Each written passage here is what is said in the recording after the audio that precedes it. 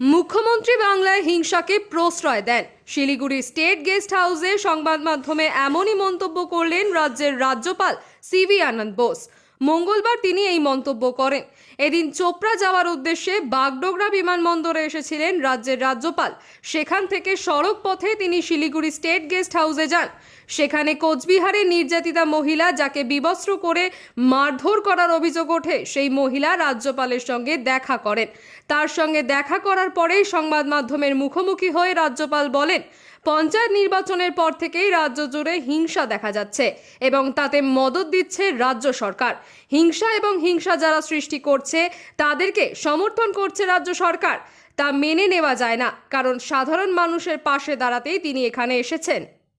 I have come from Delhi, cutting short my official trips there, to be with the victims, to see for myself